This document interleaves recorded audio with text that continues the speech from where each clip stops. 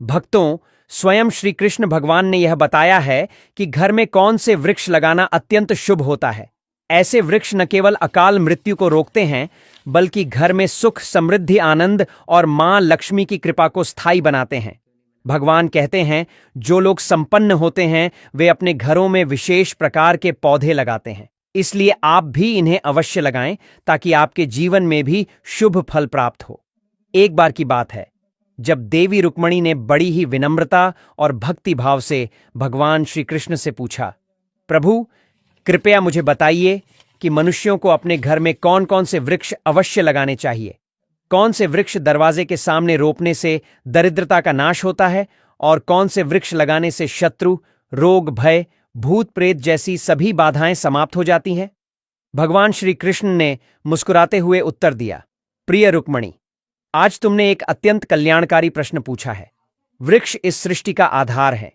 ये न केवल पर्यावरण को शुद्ध और स्वच्छ रखते हैं, बल्कि घर परिवार में सकारात्मक ऊर्जा का संचार भी करते हैं। जब किसी घर के आंगन में शुभ वृक्ष लगाए जाते हैं तो वह घर देवताओं के समान दिव्य संरक्षण प्राप्त करता है। ये वृक्ष वास्तु दोषों को दूर कर देते हैं और परिवार में शांति, सुख तथा ऐश्वर्य की वर्षा कर देते हैं। फिर भगवान श्री कृष्ण ने आगे कहा, हे देवी, मैं तुम्हें बताऊंगा कि कौन से वृक्ष घर के पास लगाना शुभ है और कौन से नहीं। लेकिन पहले एक प्राचीन कथा सुनो, जिससे यह स्पष्ट हो जाएगा कि कैसे सही या गलत पौधे लगाने से मनुष्य के जीवन में सुख या दुख आता है। अब आइए उस कथा को ध्यान से सुनते हैं। भगवान श्री कृष्ण बोले, बहुत समय पूर्व मध्य प्रदेश में एक सुंदर नगर था। वहां गोपाल नाम का एक वैश्य अपनी धर्मपत्नी सुमित्रा के साथ रहता था। गोपाल अत्यंत धर्मनिष्ठ था और प्रतिदिन भगवान विष्णु की पूजा करता था। उसकी पत्नी सुमित्रा भी गृह कार्य में निपुण और धर्मपरायणा थी। उनके घर में धन धान्य की कोई कमी नहीं थी। एक दिन सुमित्रा ने अपने आंगन में कुछ पौधे लगाने का विचार किया। उसने बिना किसी जानकारी के सिर्फ वे पौधे लगाए जो उसे देखने में सुंदर लगे, लेकिन वे पौधे वास्तु के अनुसार अशुभ थे। धीरे धीरे घर में कलह बढ़ने लगी। गोपाल के व्यापार में हानि होने लगी।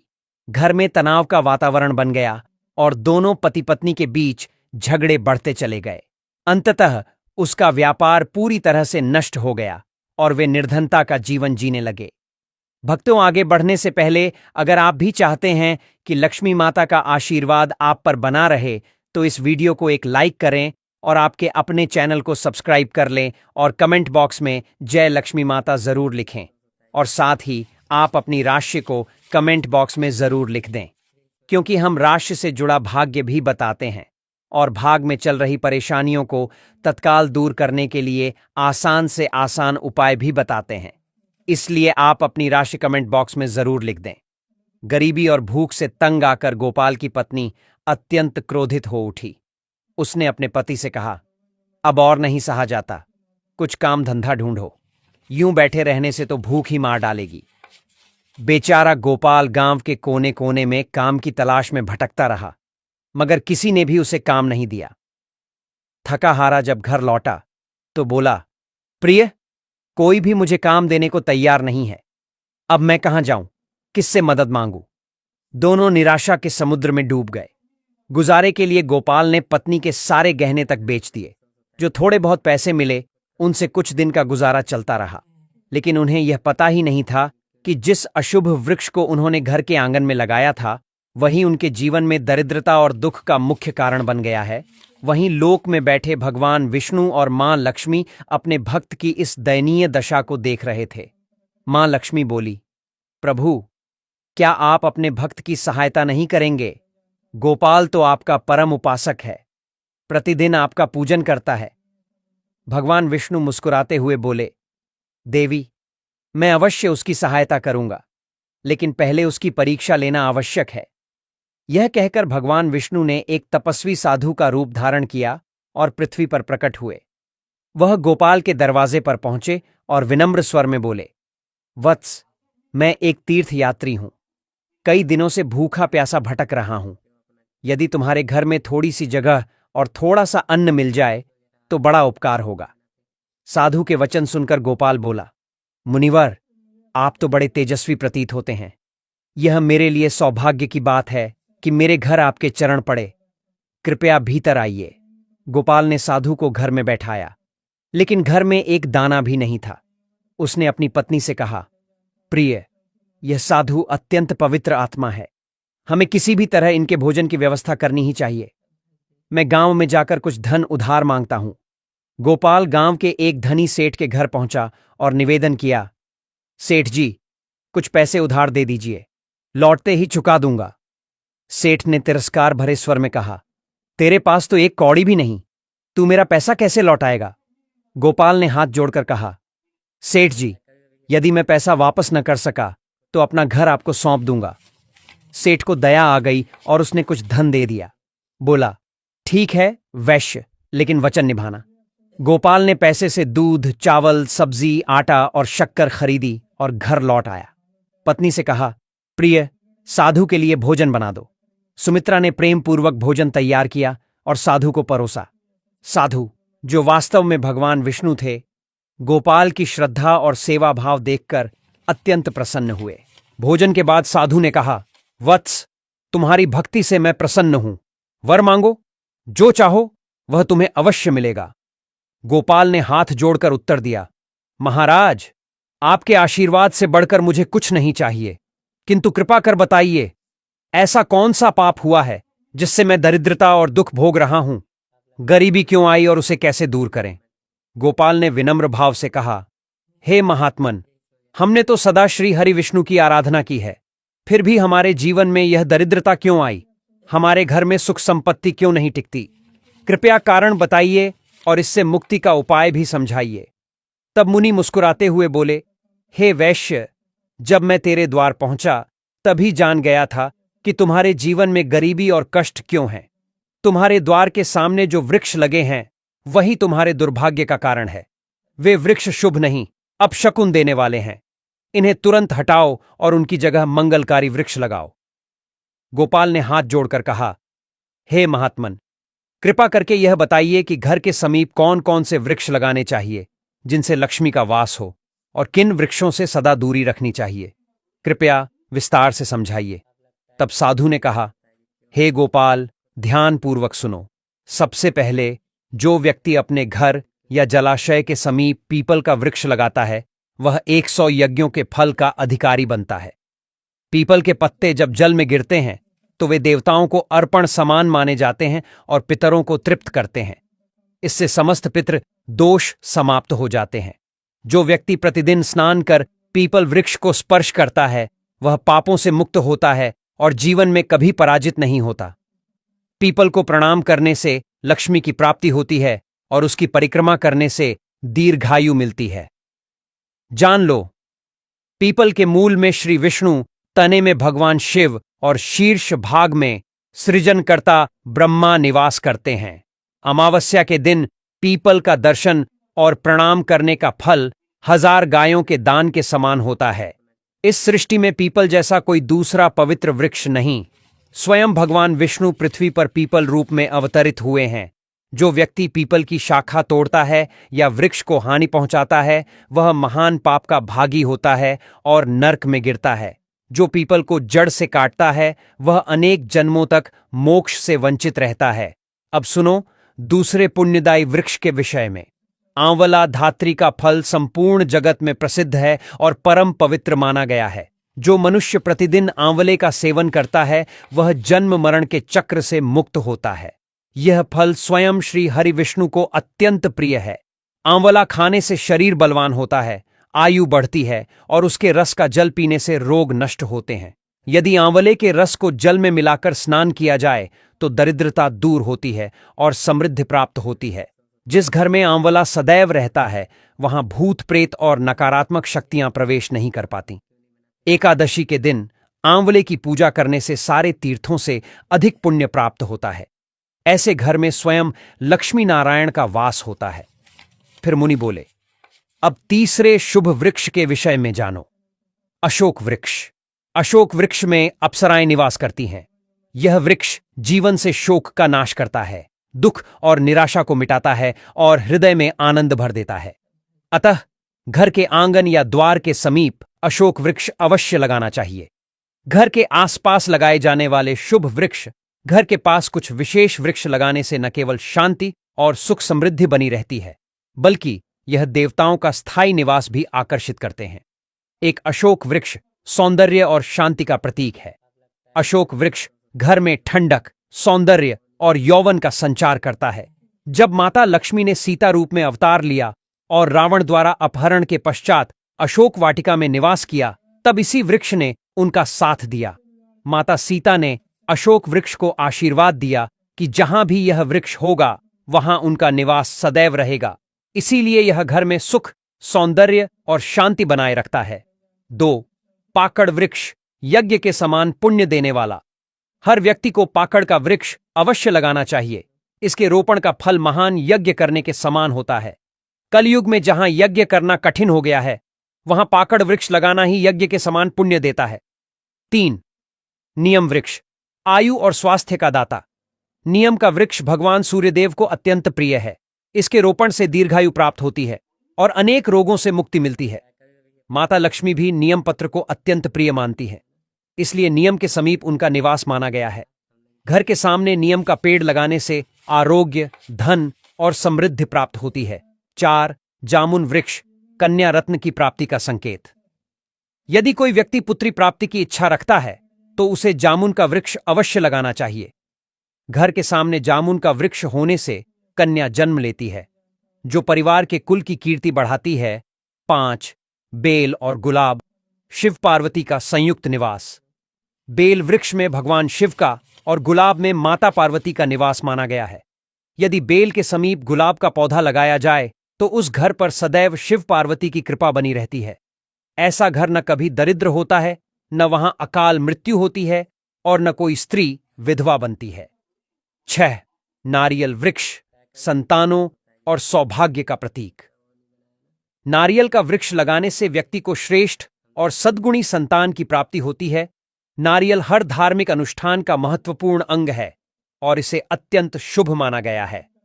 जिसके आंगन में नारियल वृक्ष होता है, उसके परिवार को समाज में सम्मान मिलता है और सौभाग्य बढ़ता है। 7. पारिजात वृक्ष समुद्र मंथन से उत्पन्न लक्ष्मी प्रिय वृक्ष। पारिजात वृक्ष का जन्म समुद्र मंथन के समय हुआ था। उसी समय माता लक्ष्मी भी प्रकट हुई थी। अतः पारिजात माता लक्ष्मी को अत्यंत प्रिय है।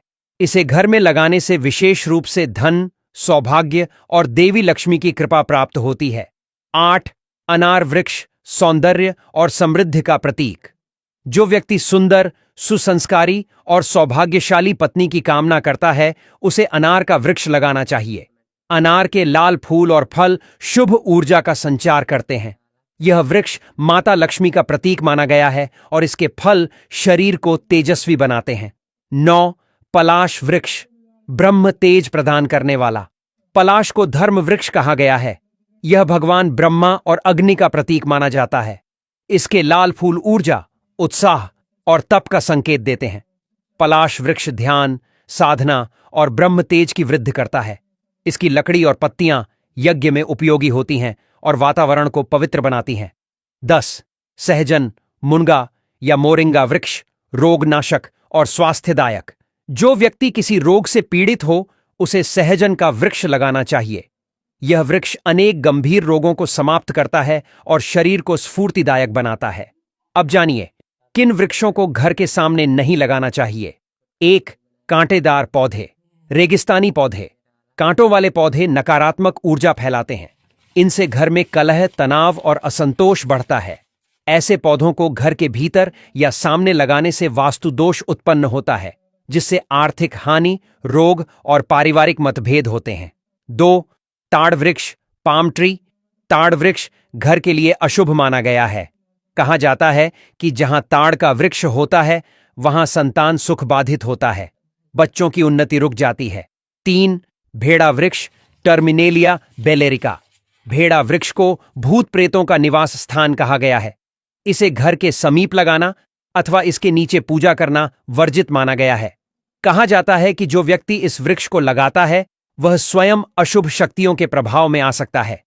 जो व्यक्ति इन शुभ वृक्षों को श्रद्धा से लगाता है, उसके जीवन से दरिद्रता, क्लेश और दुर्भाग्य समाप्त हो जाते हैं। उसके घर में देवता निवास करते हैं और घर सदा सुख, समृद्धि तथा स्वास्थ्य से परिपूर्ण रहता है। घर के वृक्ष और वास्तु का रहस्य, कौन से पौधे सुख देते हैं और कौन से दुख। हर व्यक्ति चाहता है कि उसके घर में सुख शांति बनी रहे, परिवार में प्रेम बना रहे और धन की कभी कमी ना हो। लेकिन कई बार ऐसा होता है कि हमारी पूरी मेहनत के बावजूद घर में कलह बढ़ती है, मन अशांत रहता है और आर्थिक तंगी घर कर लेती है। वास्तुशास्त्र कहता है इसका एक बड़ा कारण हमारे घर के चारों ओर लगे पेड़ पौधे भी हो सकते हैं। जिन पौधों से बचना चाहिए, जो पौधे या वृक्ष काटने या तोड़ने पर दूध जैसा रस छोड़ते हैं, उन्हें घर में या उसके आसपास कभी नहीं लगाना चाहिए। ऐसे पौधे नकारात्मक ऊर्जा फैलाते हैं। बबूल, अकेसिया का वृक्ष घर के सामने लगाना अत्यंत अशुभ माना गया है। इससे घर में विवाद और विपत्ति आती है। बेयर प्लम का पेड़ भी घर के सामने नहीं होना चाहिए। यह नकारात्मकता बढ़ाता है और धनहानि का कारण बनता है। आम, मैंगो का पेड़ घर के बहुत पास नहीं लगाना चाहिए, क्योंकि इसकी छाया घर पर पड़ने से अशुभ परिणाम मिलते हैं। पपीता, पपाया का पौधा मुख्य द्वार के सामने नहीं होना चाहिए। यह धन और समृद्धि को नष्ट करता है। पीपल, पीपाल यदि घर के पूर्व दिशा में हो तो गरीबी बढ़ सकती है। बरगद, बानियन यदि पश्चिम दिशा में हो तो गरीबी बढ़ सकती है। में हो तो घर में दुख कष्ट का वातावरण बनता है। तुलसी, बजिल यदि दक्षिण दिशा में रखी जाए तो बच्चों को कष्ट झेलना पड़ सकता है। किसी सूखे या मृत पेड़ की छाया घर पर पड़े तो यह मृत्यु का संकेत माना जाता है। ऐसे वृक्ष को तुरंत हटा देना चाहिए। कांटेदार पौधों का प्रभाव, रेगिस्तान के पौधे जैसे कैक्टस आदि कठोर परिस्थितियों में जीवित रहने के लिए बने हैं। उनके तनों में पानी जमा रहता है और चारों ओर कांटे होते हैं ताकि कोई उन्हें छू न सके। यही विशेषताएं घर के वातावरण के लिए प्रतिकूल मानी जाती हैं। यह पौधे घर में तनाव, झगड़े और आर्थिक हानि का कारण बनते हैं। कांटेदार या कठोर पौधों की उपस्थिति से व्यापार में अचानक रुकावटें आती हैं। परिवार में छोटी छोटी बातों पर झगड़े बढ़ते हैं। मन बेचैन रहता है और धीरे धीरे गरीबी घर करने लगती है। इसलिए वास्तुशास्त्र और राशियों ने ऐसे पौधों को घर के भीतर या मुख्य द्वार पर लगाने से मना किया है। कौन से वृक्ष घर में सुख समृद्धि लाते हैं? वास्तुशास्त्र बताता है कि वे पौधे जो देवताओं से जुड़े हैं घर में शुभता और दिव्यता लाते हैं। पीपल वृक्ष भगवान विष्णु को प्रिय है। इसकी पूजा करने से पितरों का आशीर्वाद और विष्णु कृपा दोनों मिलती है। तुलसी माता स्वयं लक्ष्मी जी का स्वरूप मानी गई है।